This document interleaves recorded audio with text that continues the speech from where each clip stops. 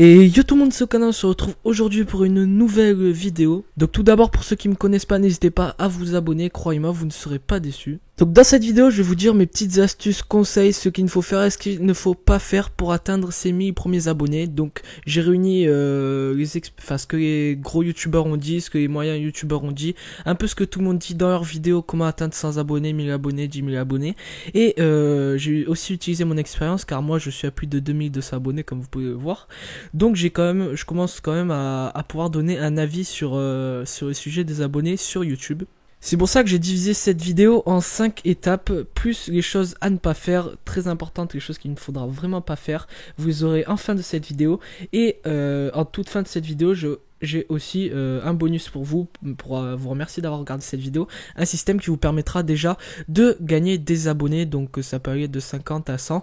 Vous verrez, ce sera un système avec des abonnés actifs. Attendez la fin de cette vidéo pour en savoir plus. Donc tout d'abord, le plus important, c'est la création de la chaîne. Donc ça ne paraît pas, mais quand vous vous inscrivez sur YouTube, c'est très important. C'est la base de votre chaîne en fait. C'est la chose la plus importante avec d'autres points bien sûr. Mais si vous créez mal votre chaîne dès le début, vous êtes mal parti dès le début. Du coup, vous aurez une chaîne pourrie dès le début. Donc tout d'abord, avant de vous lancer sur YouTube, il faut avoir une idée en tête, pas se dire je fais ça pour gagner de l'argent, je fais ça pour me faire du fric. Voilà, parce que ça, vous y arriverez jamais. Si vous y arrivez, vous avez de la chance, mais franchement, vous avez rien à faire sur YouTube. Franchement, si vous faites de YouTube pour le fric, si vous vous dites aujourd'hui je me lance sur YouTube pour en faire mon métier, bon d'accord, ça peut être possible. Il y a des personnes qui se lancent comme ça sur YouTube en se disant je vais en faire mon métier, mais eux ils ont un certain projet bien établi, etc. C'est pour ça sur YouTube il faut se lancer avec une idée principale en tête. Par exemple, je dis sur ma chaîne je vais faire du gaming et des vlogs. Moi je me suis lancé sur ma chaîne, je me suis dit je vais faire rire les gens. C'est plein de types d'idées, mais voilà, une idée en tête pour savoir sur quoi se lancer sur sa chaîne. Ensuite bien évidemment il va falloir trouver un pseudo attirant, pas très long et facile à dire. Donc vous pouvez voir que tous les gros youtubeurs ont des pseudos fun, ils paraissent assez marrant pour nous, Squeezie, Cyprien, Thibaut InShape et tout.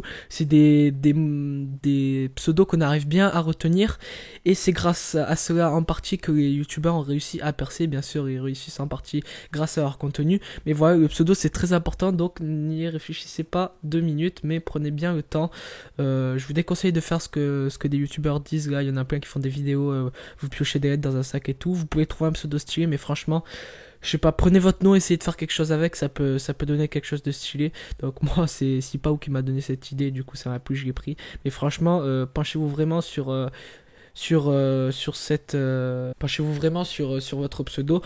Vous pouvez faire comme moi, comme j'ai fait avant la création de ma chaîne. J'ai établi un petit dossier, un petit bloc-notes où j'ai mis toutes les idées, tous les types de vidéos que j'aimerais faire, mon pseudo, etc. Et franchement, aujourd'hui je suis plutôt bien organisé. Donc voilà, de plus j'ai plus de 2200 abos, donc j'ai été pas mal récompensé. Après, je vous cache pas, YouTube c'est du travail. Ensuite, des petites astuces. Donc il faut que vous créez une adresse email spéciale pour votre chaîne. Donc ce que vous faites, c'est quand vous vous inscrivez sur Google, vous vous inscrivez pas pour créer une chaîne directe, vous vous inscrivez pour créer une adresse email. Donc vous faites bien dans l'inscription créer une adresse email et pas utiliser votre adresse email, car voilà, faut vraiment que vous ayez une adresse email dédiée à vous, pour vos partenaires, pour vos contacts des abonnés, lorsque vous allez peut-être avoir des vendeurs, des collaborateurs qui vont vous contacter. Moi vous voyez, j'ai une adresse email gokana@youtube@gmail.com et tout le monde peut me contacter dessus. Ben voilà, j'ai pas pris mon adresse perso. Voilà, parce que ça sert à rien quoi. Ensuite, très important, une fois que vous aurez créé votre chaîne, vous avez plusieurs onglets, donc accueil, vidéo, playlist, etc. Donc très important, faites des playlists pour qu'il y ait une meilleure organisation sur votre chaîne. C'est vraiment important. Il faut vraiment que vos abonnés s'y retrouvent. Par exemple, si vous faites, je sais pas, du GTA et du Arma 3 comme j'aimerais faire sur ma chaîne, il faut que vous fassiez une playlist GTA et une playlist Arma 3. Comme ça, les abonnés qui aiment que GTA ou Arma 3, ils vont dans la playlist qu'ils souhaitent, et ils ont tout ce qu'ils veulent. Si vous êtes nouveau sur ma chaîne, vous pouvez voir dans mes playlists, tout est bien organisé. Chacune de mes vidéos est dans une playlist, donc il n'y a pas une vidéo qui est dans aucune playlist. Après, c'est ma façon de fonctionner, j'ai toujours voulu être organisé sur YouTube, car pour moi c'est un élément clé à la réussite. Ensuite, deuxième partie, le design. Donc tout d'abord, il va falloir que vous trouviez une couleur dominante sur votre chaîne qui dominera peut-être sur vos miniatures, surtout sur votre logo et sur votre bannière, mais qui dominera dans beaucoup de choses. Par exemple, moi, c'était dans la couleur du logo du crew sur GTA, donc ça parle là. Mais comme vous pouvez sûrement le voir sur mon logo et tout, d'ailleurs, qui est pas terrible et que je compte bientôt changer, si vous êtes un bon GFX, contactez-moi via mon adresse email d'ailleurs. Donc moi, ma couleur dominante, c'est le bleu, vous avez pu le voir, c'est ma couleur, ça peut être votre couleur préférée. Commencez pas à dire non, je prends pas rouge parce que ça plagia à la salle, par exemple orange win, noir Eden, enfin, j'en sais rien, mais les couleurs, vous êtes obligé de plagier à quelqu'un de toute façon parce que des couleurs il n'y en a pas 36 000, vous pouvez faire des nuances, mais franchement voilà, prenez votre couleur préférée. Le rouge, faites des variations du rouge et faites un logo et une bannière en rapport avec votre chaîne, quoi, avec ce que vous faites. Donc il faut que bien sûr le logo et la bannière aient un rapport entre eux et un rapport avec la chaîne, qui soit attirant, surtout de qualité. À la place d'un logo aussi, je vous conseille, car ça marche encore mieux, mais il faut arriver à le faire, c'est vous créer une mascotte. Donc par exemple la salle c'est Boin, etc. Vous le connaissez déjà, du moins j'espère. Vous pouvez très bien faire appel à des GFX ou VFX. Donc GFX c'est pour le graphisme, donc les logos, les bannières, etc. Et VFX c'est pour les intros. Donc en parlant des intros, est-ce qu'il faut mettre des intros, des outros, etc. Donc ça dépend de vous. En tout cas, si vous mettez une intro, faut pas qu'elle fasse plus de 10 secondes, hein, honnêtement. Il y en a, ils ont des intros de 30 secondes, donc c'est 10 ou 30 secondes en moyenne, voire 20, mais 20 c'est déjà trop. Moi au début sur ma chaîne j'avais des intros, j'ai arrêté parce que ça m'a saoulé, j'avais pas envie que les gens se lassent et j'avais tout de suite envie qu'ils rentrent dans le vif de sujet de ma vidéo. Du coup j'ai supprimé les intros. Après c'est à votre guise, ça fait toujours plaisir. Pour planter les décors, vous pouvez dire yo tout le monde, c'est machin gamer, là boum, vous balancez l'intro et vous commencez la vidéo. Bon, moi c'est pas comme ça je m'organise, mais après je suis pas forcément un exemple, moi je vous donne juste mes conseils que j'ai réunis. Aussi très important, il faut que si vous faites des outros ou des intros, faut qu'elles soient de qualité, bien sûr. 720p, 1080p c'est l'idéal, même c'est obligatoire maintenant, gars, 1080p sur YouTube. Et à 520p ça passe encore, mais franchement à 1080p c'est un atout très important, que ce soit au niveau de la qualité de la musique et tout, parce que des fois je vois que la qualité des musiques des intros sont vraiment dégueulasses et ça me donne pas envie de voir la suite de la vidéo. Du coup tu quittes. Bon, je suis pas rageux, je dislike pas, mais voilà. Ensuite, troisième partie par rapport à la mise en ligne de vos vidéos. Donc tout d'abord, en partant des vidéos, il faut être régulier. Donc je vous conseille dès le début de commencer à 2 ou 3 vidéos par semaine. 2 c'est bien, 3 c'est encore mieux. Si vous pouvez une vidéo par jour, c'est excellent. Après la salle, je prends l'exemple de la salle parce que voilà, j'ai pris pas mal d'astuces de lui. Mais lui, il a commencé direct avec 2 vidéos par jour, il est monté très vite et c'est normal parce qu'il fournissait un travail énorme. Après moi, si j'avais la connexion, etc., le time et tout, je les ferais tranquille et une vidéo par jour. Franchement, je prends un plaisir fou, mais c'est que c'est manque de temps et manque de débit, quoi, parce que j'ai une connexion à 2 mégas. Donc vous imaginez que c'est 2 à 3 heures d'upload pour les vidéos. En plus j'ai un PC pas très rapide. Du coup voilà. Du coup par rapport à la mise en ligne des vidéos, il faut bien sûr que vous créez un titre en cohérence avec votre vidéo. Donc évitez sincèrement les titres putaclic. Si encore vous êtes le mec qui veut faire ça pour le fric, ben, vous allez mettre des titres putaclic avec une miniature avec des seins, une fille à poil, etc. Vous allez mettre j'en sais rien, elle se montre toute nue, on en voit plein, des streams qui virent au cauchemar avec des miniatures pétées encore. Ça m'horripile, je clique même pas parce que je sais que c'est du fake et de toute façon ça m'intéresse pas honnêtement. Mais voilà. Ensuite, ce qui peut paraître basique, c'est la qualité de l'image et du son de votre vidéo. Donc, la qualité du son, c'est très important. Moi, j'enregistre actuellement avec un Onamic. Honnêtement, ce mec, même que le Blue Yeti, mais il vaut 80 €, même 70 à l'heure actuelle. Donc, je vous conseille le Onamic 900B. C'est pareil que le Blue Yeti avec 70 € de moins. Donc, comme ça, vous pouvez acheter une paire chez Filtre Antipop, toujours en restant en dessous du Blue Yeti. Du côté de l'image, si vous jouez sur PS4 ou Xbox, je vous conseille d'acheter un boîtier d'acquisition. Parce qu'avec vos consoles vous faites de la 720p, je sais pas si c'est en 60 fps ou pas, mais je vous conseille d'acheter un boîtier, c'est largement mieux, vous n'êtes pas limité et franchement la qualité c'est 10 fois plus agréable pour les yeux et pour ceux qui vous regardent. Après vous pouvez toujours très bien commencer à enregistrer, je prends l'exemple de la PS4 parce que c'est ce que j'ai, mais vous pouvez toujours commencer à enregistrer avec les moyens du bord, pas en filmant votre écran avec votre téléphone parce que ça c'est vraiment dégueulasse, vous réussirez jamais honnêtement. Si vous avez la PS4, commencez à enregistrer avec le share là. Enfin, vous savez de quoi je parle, mais moi je sais même plus parce que du coup je suis passé avec le boîtier d'acquisition, je sais qu'il faut appuyer 2 fois sur Share, mais après je sais plus comment ça se passe. Enfin bref. Donc évitez le putaclic, ça c'est très important parce qu'après vous allez manger du dislike, perdre des abonnés et franchement je pense pas que c'est ce que vous recherchez. Ensuite, faire une description approfondie et une description qui sera toujours la même. Donc vous commencez, moi dans mes descriptions, ça commence par un petit texte propre à chaque vidéo. Donc salut à tous, genre dans cette vidéo, je fais un petit résumé de la vidéo. Je dis au revoir et tout. Puis après, il y a différentes parties où je mets les différents liens de mes réseaux sociaux, etc. Donc il y a un système pour pas retaper ça à chaque fois. En fait, vous avez dans votre Creator Studio, donc vous pouvez avoir des tutos et vous avez un paramètre de mise en ligne par défaut. Vous pouvez tout programmer par défaut. C'est en fait à chaque fois que vous commencerez à upload une vidéo, vous aurez déjà ces paramètres préconfigurés et vous n'aurez pas à le refaire. Du coup, moi, ma description est déjà prête. J'ai plus qu'à ajouter le petit texte d'introduction et boum, c'est publié. Bon, bien sûr, faut mettre le tri et le titre, etc. Mais voilà, ça prend pas beaucoup de temps. Autre chose très importante, question de professionnalisme, c'est les fautes d'orthographe. Donc je sais, j'ai déjà sûrement dû en faire sur ma chaîne YouTube, ça arrive à tout le monde. D'ailleurs, les gros youtubeurs, dès qu'ils en font une petite, c'est un scandale, que ce soit une faute de ponctuation, un accent, etc.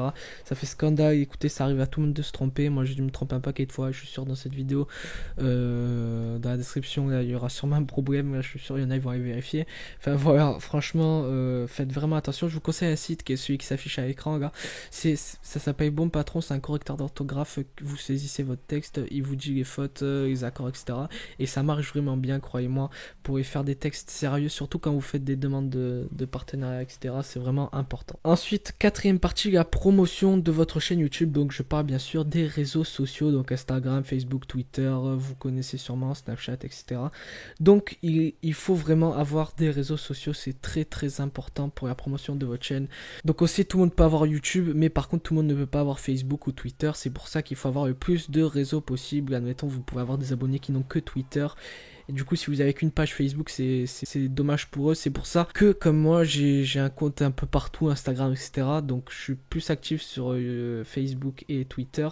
Mais voilà, petit à petit, ça se met en place. D'ailleurs, je ferai une vidéo bientôt pour réunir tous mes réseaux sociaux. Donc, tout d'abord, il faut donner un avantage à ceux qui vous suivent sur les réseaux sociaux. Faut pas qu'ils soient à la même hauteur, en gros, que ceux qui vous suivent sur YouTube. Faut que les abonnés aient une raison de vous suivre sur vos réseaux sociaux. Faut que vous leur donniez une raison. Donc, par exemple, vous dites, j'organiserai des concours que pour les fans de Facebook, les fans Twitter, pour mes followers, etc. C'est très important et ça leur donnera un avantage, ça leur donnera envie d'aller liker. Faut que vous soyez actif bien sûr sur vos réseaux sociaux, que vous préveniez par exemple ce soir sur Snap et tout, vous mettez une story ce soir, nouvelle vidéo à 18h comme fait Thibaut InShape à chaque fois, vous faites des dédicaces et tout, ça fait toujours plaisir aux abonnés et ça leur donne envie d'être actifs sur votre chaîne.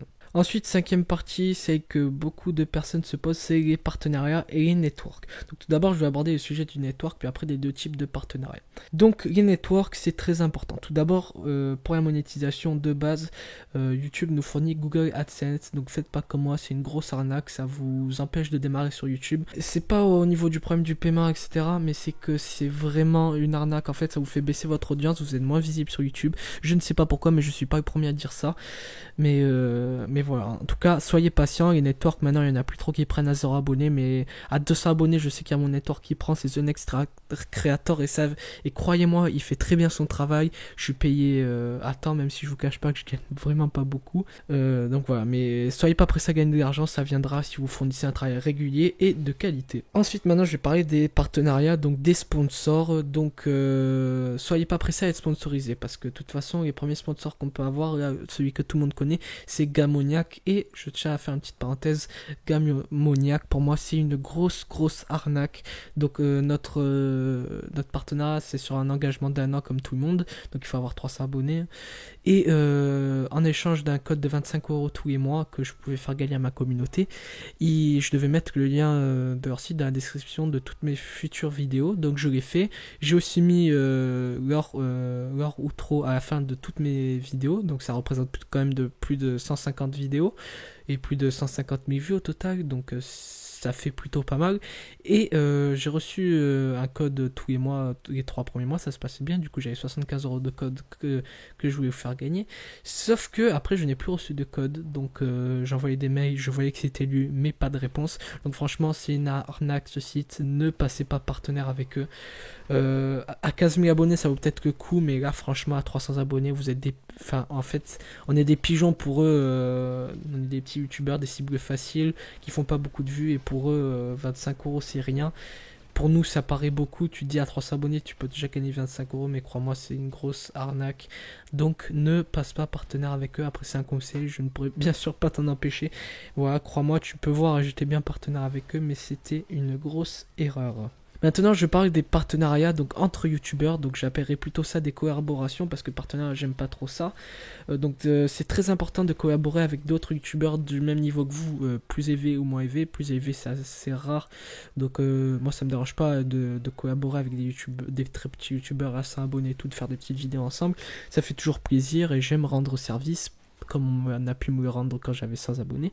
Mais voilà, donc ne cherchez pas tout le temps à être sponsor, enfin à passer partenaire avec un autre youtubeur. Ne faites pas de partenariat où vous mettez votre chaîne dans la description de toutes vos futures vidéos, ça sert à rien.